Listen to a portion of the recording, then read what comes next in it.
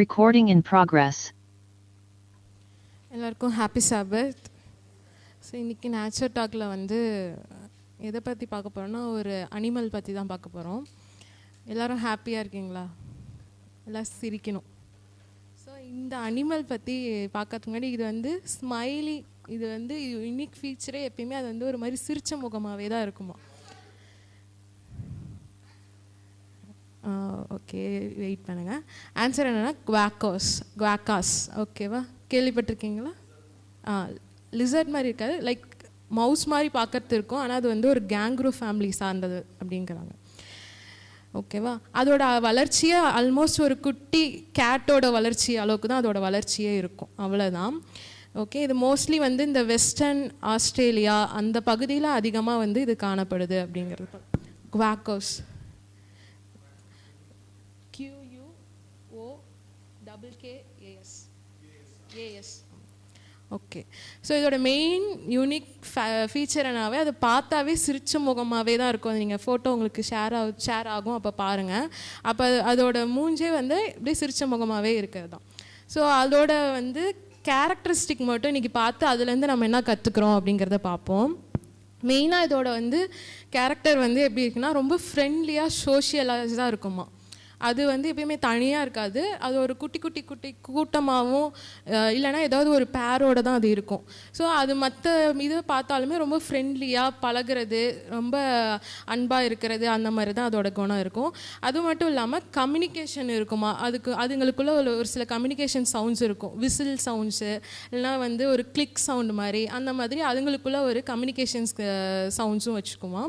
Next வந்து இதோட இன்னொரு இது வந்து நம்ம தான் ஸ்மைலிங் தான் அதோட மெயினே இதே பார்த்துட்டோம். அதோட சிரிப்பு தான் அதோட ஃபேமஸுங்கிறனால அது வந்து ஈஸியாக மற்றவங்ககிட்ட போய் ரொம்ப அப்ரோச் பண்ணி நடந்துக்குமா. இப்போ ஃப்ரெண்ட்லி அதிலே சோஷியல்லே வந்துடுது. அதான் அது வந்து மற்றவங்ககிட்ட போய் தானாக போய் அப்ரோச் பண்ணி, அதாவது அணுகுமா, தன்னை வந்து மற்றவங்ககிட்ட போய் ஃப்ரெண்ட்லியாக அதுவே வந்து பழக ஆரம்பிக்குமா.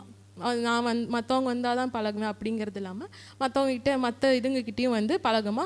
அது ஹியூமன்ஸ் கூட ரொம்ப ஃப்ரெண்ட்லியாக அட்டாச்சாக வந்து பழகும் அப்படிங்கிறத சொல்கிறாங்க. அடுத்து வந்து இதோட ரீப்ரொடக்ஷன் அண்ட் பேரண்டிங் எப்படி இருக்கும் அப்படின்னா, அது இதோட ஜெஸ்டேஷன் பீரியட் வந்து பார்த்தோம்னா வெறும் 27 நாள் தான். 27 நாளில் தான் அது மாசமாக இருக்கும், அதிலே குட்டி போட்டுருமா. அடுத்து எப்படி கங்காரு வந்து அதோட பவுச்சில் வச்சு வளர்க்குதோ அதே மாதிரி தான் இது 7லேருந்து 8 மாதம் வரைக்கும் அதுக்கு ஒரு குட்டி பவுச், அதுவே குட்டியாக தான் இருக்கும், அதுக்குள்ளே ஒரு பவுச் இருக்குது.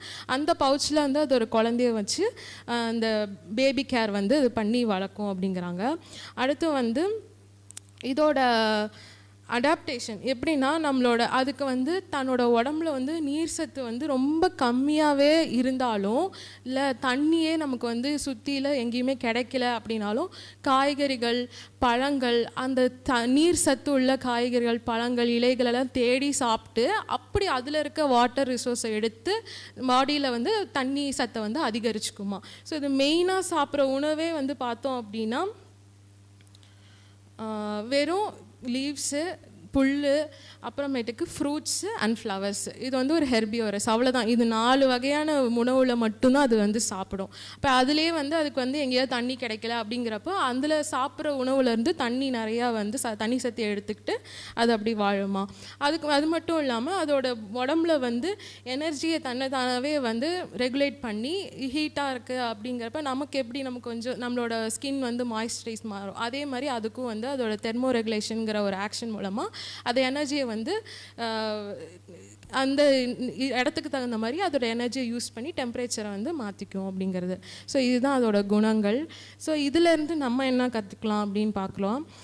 ஒரு வசனத்தை வாசிப்போம். நீதிமொழிகள் 17:22.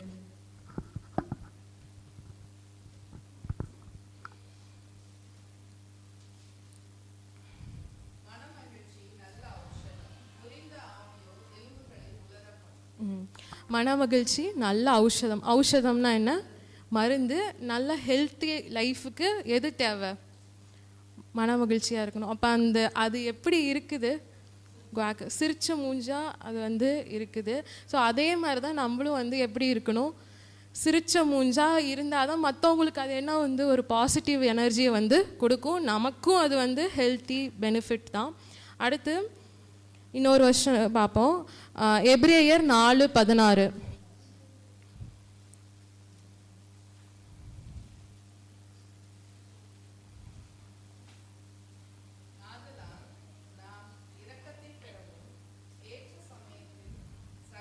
செய்யும் கிருபையை அடையவும் தைரியமாய் கிருபாசன தண்டையிலே சேர கடவும். ஓகே, நம்ம அதோட குணத்தில் வந்து ஒன்று பார்த்தோம், அப்ரோச்சுன்னு, அதாவது அணுகுமுறை. இப்போ இந்த வசனம் வந்து எதை குறிக்குது அப்படின்னா, நம்ம யாரை போய் அணுகணும்? தேவனை வந்து அணுகுனா மட்டும்தான் நமக்கான காரியங்களை அவர் செய்வார். அப்போ நம்ம அவரை வந்து அப்ரோச் பண்ணுறோமா டெய்லியும், இல்லை தேவன்கிறப்ப மட்டும் அப்ரோச் பண்ணுறோமா? இந்த கொஷின்ஸை நம்ம கேட்டுக்குவோம். அது மட்டும் இல்லாமல் தேவன் இங்கே வந்து அவர் இங்கே நம்ம பூலோகத்துக்கு வந்து அவர் ஊழியங்களை செய்யலை, அவர் தான் எல்லாத்தையும் போய் அணுகி ஊழியங்களை செய்தார். அப்போ அதே மாதிரி நம்ம மற்ற மக்களை இல்லை நமக்கு தெரிஞ்சவங்க கிட்ட தான் சொல்கிறோம், இல்லை தெரியாதவங்கள போய் நம்ம அணுகி ஊழியங்களை செய்கிறோமா? இல்லை. அப்போ அந்த குணத்தையும் நம்ம வந்து என்ன பண்ணுறோம், இதுகிட்டேருந்து கற்றுக்குறோம். மெயினாக இது 2 குணங்கள் அதுக்கிட்ட, இது 2 இருந்தாவே என்ன ஆகிடும், மோஸ்ட்லி நம்ம வந்து நம்ம மகிழ்ச்சியாக இருக்கையில் மற்றவங்களுக்கும் வந்து அப்போ நம்மளை வந்து பேசணும்னு நம்மக்கிட்ட தோணும், நம்மளை வந்து அவங்க அப்ரோச் பண்ணுவாங்க தான்.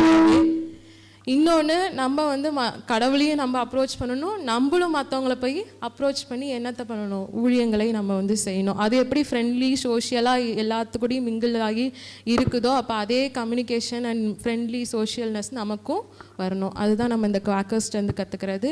தேவன் தாமே இந்த வாய்ப்பை கொடுத்ததுக்கு நன்றி. ஆமென்.